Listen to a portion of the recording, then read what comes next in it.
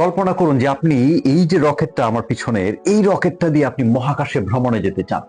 যেমন নীল আর্মস্ট্রংরা গিয়েছিল 1969-এ প্রথম যখন চাঁদে যায়, এবং তাদের যে অ্যাপোলো রকেট, অ্যাপোলো সিরিজের 10 রকেটটার গতিবেগ ছিল ঘন্টায় প্রায় 40,000 কিলোমিটার। ধরুন আপনার এই রকেটটাও ঘন্টায় প্রায় 40,000 কিলোমিটার বেগে আপনাকে নিয়ে ছুটে যাবে মহাকাশের দিকে। আপনি যদি এই পৃথিবীটা থেকে ওই যে দূরের চাঁদটা দেখা যাচ্ছে সেই চাঁদে যেতে চান, নন স্টপ যদি এগিয়ে যান, তাহলেও 10 ঘন্টা সময় লাগবে চাঁদে পৌঁছাইতে, ঘন্টায় 40,000 কিলোমিটার বেগে ছুটলেও। কিংবা আপনি যদি মঙ্গল গ্রহে যেতে চান, তাহলে আপনার প্রায় 8 মাস সময় লাগবে যদি নন স্টপ আপনি 40,000 কিলোমিটার বেগে ছুটেন, কারণ মঙ্গল গ্রহের যে অ্যাভারেজ দূরত্ব প্রায় 22 কোটি কিলোমিটার, সেই অবস্থানে যদি গ্রহে আপনি পৌঁছাইতে চান।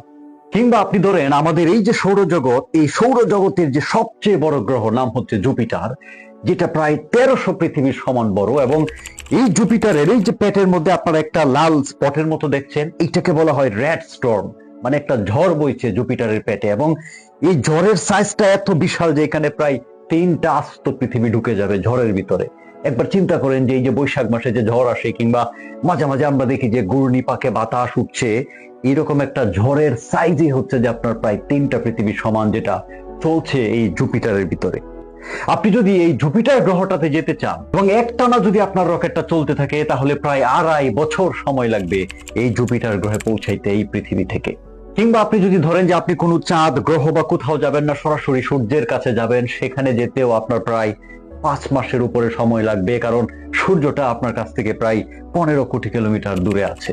কিংবা আপনি যদি এই সব কিছু বাদ দিয়ে একেবারে এই গোটা সৌরজগৎটার শেষ সীমানায় যেতে চান, আপনি যদি নন স্টপ 40,000 কিলোমিটার বেগে ঘন্টায় যান, তারপরেও 50 বছর সময় লাগবে সৌরজগতের শেষ মাথায় পৌঁছাইতে। ধরুন আপনি সৌরজগতের পুরোটা ভ্রমণ করে ফেলেছেন এবং এখন আপনি রকেট নিয়ে ছুটতে চান আমাদের সৌরজগতের সবচেয়ে নিকটবর্তী যে নক্ষত্র, নাম হচ্ছে প্রক্সিমা সেন্ট্রাই। এবং এই প্রক্সিমা সেন্ট্রাই নক্ষত্রটা এত দূরে আছে যে আপনার প্রায় 1,15,000 বছর সময় লাগবে আপনি যদি নন স্টপ 40,000 কিলোমিটার বেগে আপনার রকেট নিয়ে ছুটে যান আমাদের সবচেয়ে কাছের যে নক্ষত্র সেই প্রক্সিমা সেন্ট্রাইয়ের দিকে।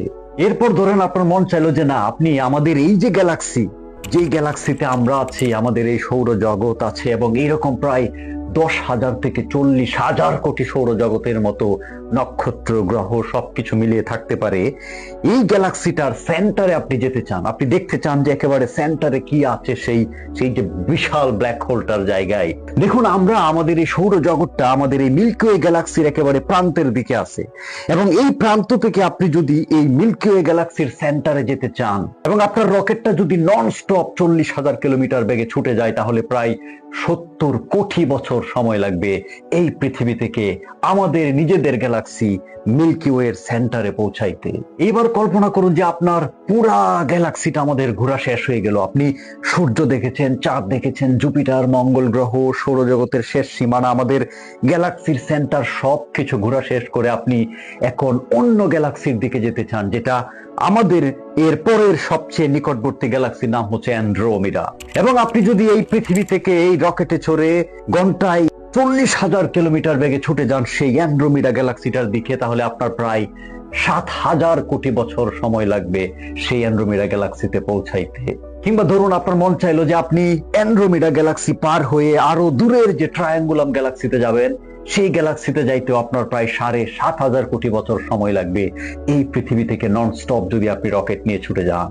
এইবার ধরুন পৃথিবী থেকে শুরু করে চাঁদ, মঙ্গল গ্রহ, আমাদের জুপিটার, সৌরজগৎ, আমাদের গ্যালাক্সি সবকিছু পার হয়ে আপনি অন্যান্য গ্যালাক্সি নিয়ে ঘুরতে ঘুরতে আপনি একেবারে যেতে চান এই যে আমাদের মহাবিশ্ব, সেইটার শেষ সীমানায়, শেষ মাথায়।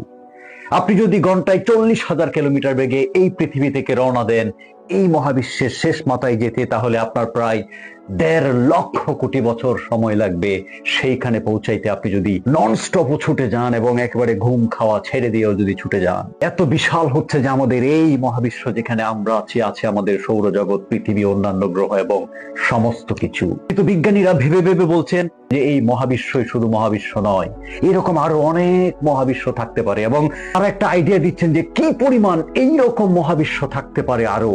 এবং এই মাল্টিভার্সের সংখ্যাটা এত বেশি হতে পারে যে বিজ্ঞানীরা একটা নাম্বার আন্দাজ করেছেন 10⁵ অর্থাৎ ধরুন আমরা যখন বলি যে 2⁵2 বা 2 স্কোয়ার 2 দুগুণে 4, এইভাবে আপনি যদি 10-এর উপরে 500 লিখে সেইটাকে যদি গুণ করে যেতে থাকেন, তাহলে যে নাম্বারটা আসবে এতগুলো মহাবিশ্ব, এই যে বললাম এতক্ষণ আপনাদের, যে মহাবিশ্বের শেষ সীমানায় যেতেও আপনার প্রায় 1.5 লক্ষ কোটি বছর সময় লাগবে যদি ঘন্টায় 40,000 কিলোমিটার বেগে ছুটে যান। এইরকম বিশাল বিশাল এতগুলো মহাবিশ্ব থাকতে পারে, এবং এইটা সংখ্যাটা এত বিশাল যে আমাদের কারোর ব্রেইনে সেই সংখ্যা আর আসে না। কোনো লক্ষ, মিলিয়ন, কোটি, বিলিয়ন, ট্রিলিয়ন কোনো সংখ্যায় সেটাকে বলা সম্ভব না। এতক্ষণ এই কথাগুলো আপনাদের কেন বলেছি জানেন? এই যে সৃষ্টি জগতের এত বিশালত্ব এবং কমপ্লেক্সিটি, এই যে এক বিশাল ডিজাইন, এইটার পিছনের কারণ হিসাবে আপনি যদি কোনো সৃষ্টিকর্তাকে বিশ্বাস করেন, আপনি যদি সম্মান করেন, শ্রদ্ধা করেন, আপনি যদি সেই মহান ডিজাইনারকে নিজের মন থেকে ভালোবাসেন, তাহলে আপনার দ্বারা তার সৃষ্টির অন্য কোনো কিছুর প্রতি নির্দয় হওয়া, কঠোর হওয়া, অন্যায় করা, নিষ্ঠুর হওয়া সম্ভব না।